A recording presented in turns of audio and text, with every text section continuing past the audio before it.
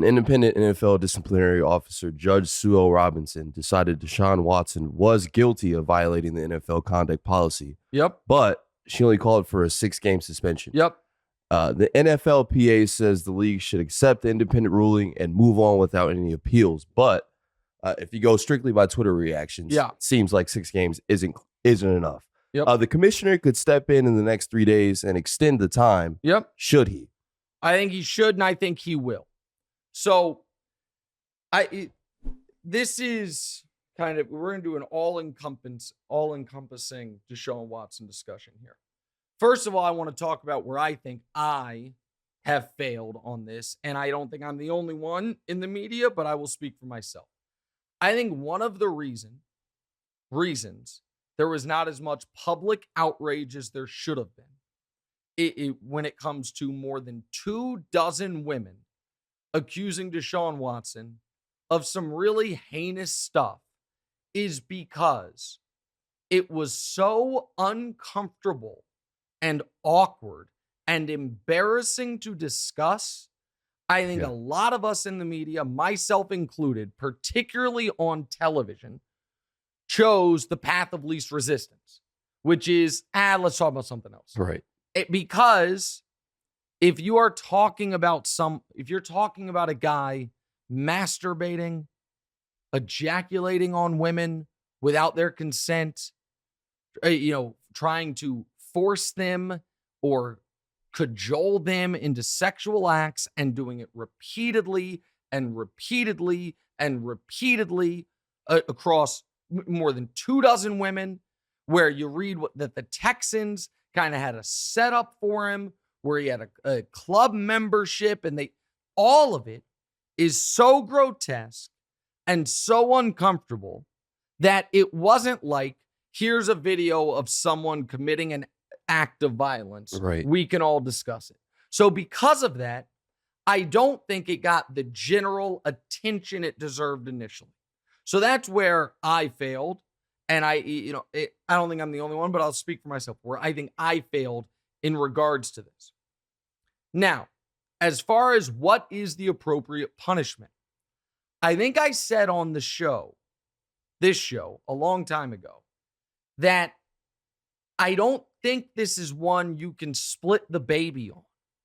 And by that I mean, I felt like the independent arbitrator, Judge Sue L. Robinson, almost had to come down on 0 games or the whole season, or a season plus 2 years. Right? Yeah, because it is very difficult for me to rationalize the idea of, I believe you did this and I believe you deserve less than one of the most punitive suspensions in NFL history.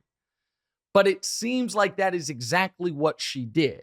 Right. And some of her quotes, according to Tom Pelissero, she was saying like how it wasn't violent. Yeah, so. I thought what Tom Pelissero reported on Twitter on Monday.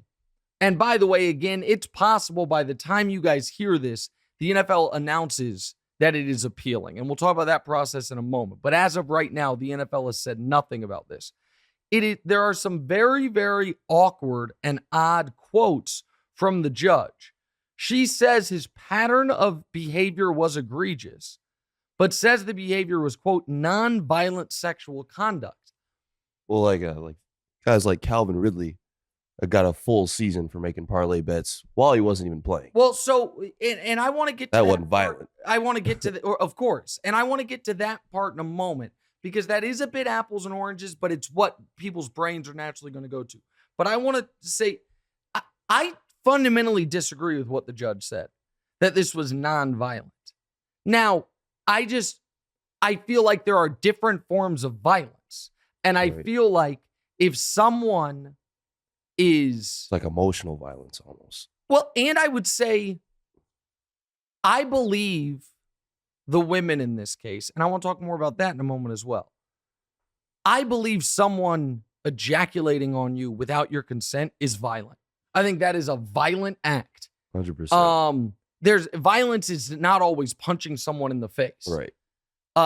Now, I also want to say this, and this is again why I think people have been hesitant to discuss this on television or in short sound bites because you don't want to be misquoted. You don't want to be partially quoted. So I believe it is incredibly important that our criminal justice system has a massively high burden of proof, that innocent until proven guilty remains the standard, and that reasonable doubt, in order to clear that threshold, it needs to be as high of a bar as possible in order to cage a human being, in order to send someone to jail or to prison, in order to deny someone their liberty. I think that standard is what it should be. That does not mean that must be the standard for what I believe happened. And so whether or not I, on a jury, could convict Deshaun Watson on any of these individual cases, does not have, to me, much of anything to do with the fact that I believe without a shadow of a doubt that he is guilty of what many, if not all of these women are accusing him of. It is a logical impossibility that more than 24 women, many of whom did not file a single lawsuit, had nothing to gain from this, would allege this behavior and have it just be a massive conspiracy? To what end? To what gain for the women, particularly who have no skin in the game when it comes to the lawsuits? He doesn't really seem to have like the demeanor of somebody that didn't do what he did. I've seen like conferences held and stuff, and it just kind of, the whole thing seems, there is no part of me that's like, I think he's innocent. Right. There's no part of me. So again, my opinion is just my opinion on it. But I think anyone that follows this story, that reads the lawsuit, that reads the testimonials that Jenny Vrentas has acquired, those things, I find it impossible to come away with the conclusion Deshaun Watson was set up. Okay, so if we can acknowledge that he did at least some, if not all of this, now we get to what DeMonze was alluding to, the other suspensions. So Myles Garrett got 6 games for an on-field fight when he conked Mason Rudolph on the head with his own helmet. Right. Michael Kendricks got 8 games for insider stock trading. Right? Deshaun's former teammate, DeAndre Hopkins, got 6 games for a trace amount of PEDs in his system. Right. And Calvin Ridley got a season for betting on a game he wasn't playing.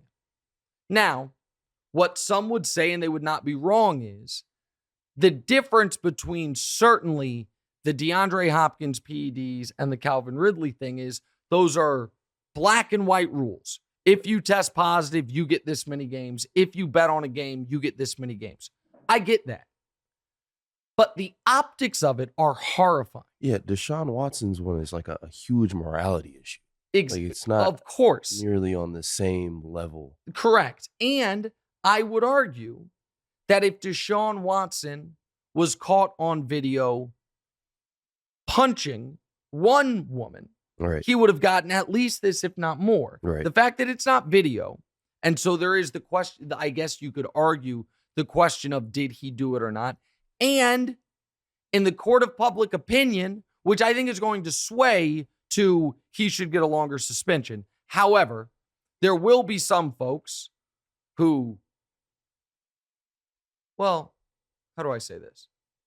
I just say what I think. I'll just be totally transparent with you guys. There are some men that will never believe women under any circumstances. That will just always be of the, that son of a gun setting him up. Right. There are another group of men that, or people, I should say, not just men, people that look at massage therapists as sex workers and nothing more and nothing less. And that, okay, yeah, these women knew what they were signing up for and knew. And I do understand that there are certain massage venues in America where sex work is part of what everyone is signing up for in that. But this wasn't that.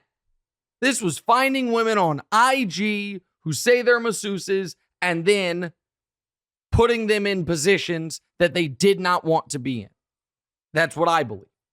And so now we get to what the NFL should do. Okay? I believe because of the optics, because the NFL wanted a year and only got 6 games, because the judge didn't exactly split the middle. Deshaun's camp wanted 0. The NFL wanted a year. If the judge would have imposed 8 or 9 games, the NFL would have said, okay, you split the middle, we'll leave it alone. I think it is incumbent on the NFL to add to this suspension. And by the way, the appeals process is, under the old CBA, there would be no Judge Sue Robinson. It would just be Goodell. Under the new CBA, there is the independent arbitrator, but then the appeals go to Goodell. So if Goodell and the league office decide they want to appeal, they're appealing to themselves. Right. So then the only recourse Deshaun's camp would have is federal court. So that is what I think, and maybe by the time people hear this, I think this gets upped to 8 or 10 games. I don't think the NFL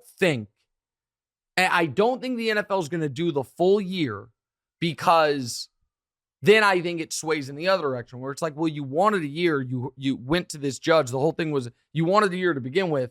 You have this independent arbitrator in place. She said 6 games, and now you're just going to give him the full year. So the whole thing was a sham. Right.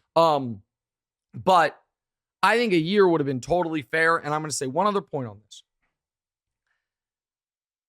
If I'm in the league office, part of my math on the penalty here is the fact that the Browns and Deshaun structured his contract in a way that baked in a suspension and made it so he would lose as little dollars as possible. So if people don't understand, when you're suspended, you lose that game check. Your game check is your salary divided by number of games. So it's a 17-game season. If you make $17 million, each game you make $1 million. So if you're suspended 6 games, you lose $6 million on that salary. Right. Deshaun this year is going to make $46 million. But his salary is only $700,000 of that. The rest is a signing bonus and roster bonus, which cannot be clawed back due to suspension. So when he is going to lose less than $300,000 as far as salary. That's wild. This. And that's intentional. Yeah. And one can say that's a great job by his agent, so be it. However, that is something, if I'm the NFL, I'm not letting that stand. Right. I'm imposing some massive fine in addition to the suspension. 100%. And I think that's what they're going to do, because what they don't want is the New York Times push alert that I got this morning, which said Deshaun Watson, Browns quarterback, who was accused of sexual misconduct by 24 women, suspended 6 games by the NFL. They don't want the average fan that's not locked into every day think that, oh, Goodell said this was worth 6 games. 100%. The NFL wanted to suspend him a year. Hey, thanks for watching. Hit the subscribe button to get more from the show, and make sure to click the bell to get notified every time new content drops. Check out full episodes of What's Right wherever you get your podcasts, or just click the link in the description below.